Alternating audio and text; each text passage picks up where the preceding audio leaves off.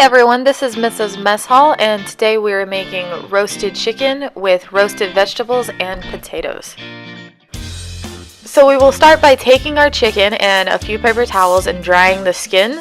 You want to make sure you get all of the water off of your chicken, otherwise while it's cooking the skin will steam instead of roast and you won't have as crispy of a product.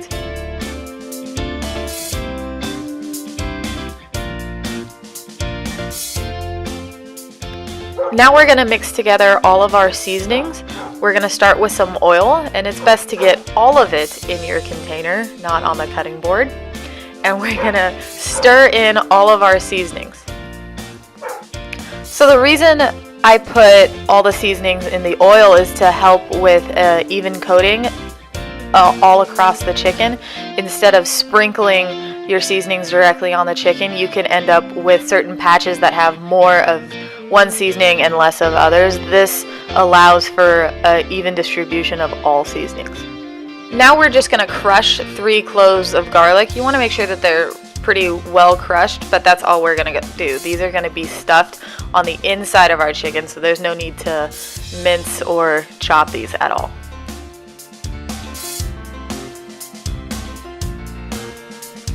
Now we're going to pour our oil mixture all over the chicken, and we want to make sure that we get the mixture completely covered throughout the chicken, the inside, the outside, in all the crevices, so that way the entire chicken is very well seasoned. Then our crushed garlic and our whole thyme sprigs are going to be put on the inside of the chicken while it roasts.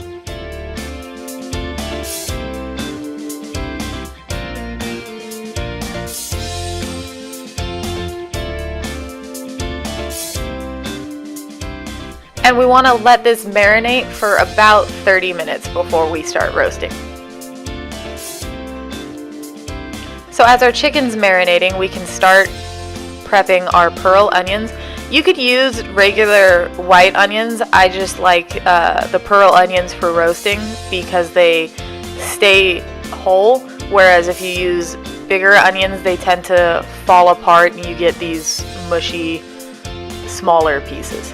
For our potatoes, we're going to simply cut them in half. You can use larger sized potatoes and just quarter them, that's fine.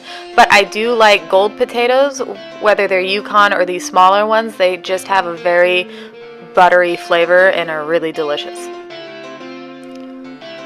So we're going to take 4 carrots and peel off the skin, and then we are just going to chop them about 1 inch in length. You just want to make sure that they're all the same size.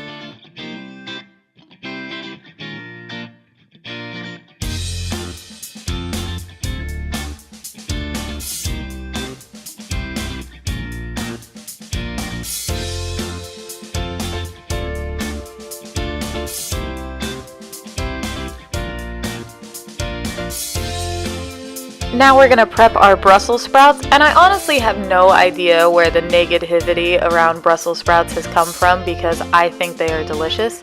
So you're just going to cut off the end and peel off the outer leaves, and then all we're going to do is cut them in half, and that's how they'll be roasted.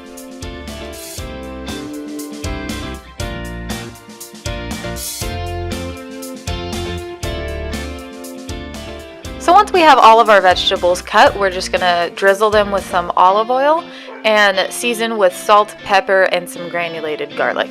And you're going to want to get in there and mix all your vegetables around. You want to make sure that they're all seasoned very well and all have a generous coating of that olive oil. Then we're going to push all the vegetables to the side of the pan, and our chicken is going to go right in the center of the pan. This meal is so great because it's literally just one pan and it's all going in the oven, and that is all you have to clean. It's fantastic. And it'll roast at 400 for about 30 to 45 minutes, and ta-da, you have dinner for between 4 and 6 people.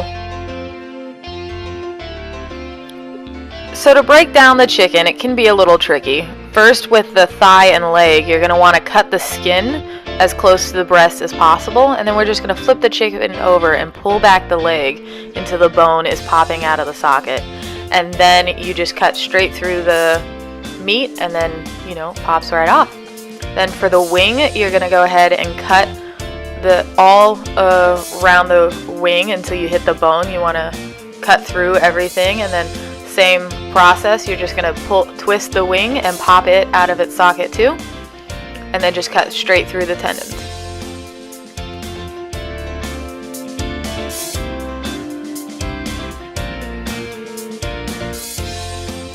And for the breast, you're just going to cut straight down the center, and you'll feel the sternum, and you just want to cut on either side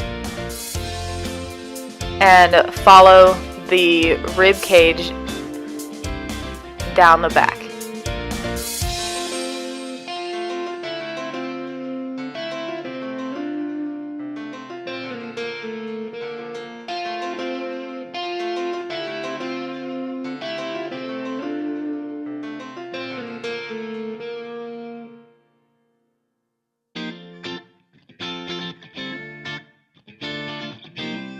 Then you just separate the breast from the rest of the chicken, and your chicken tender will pop right off of the chicken breast once it's fully cooked, and now you have a fully carved chicken.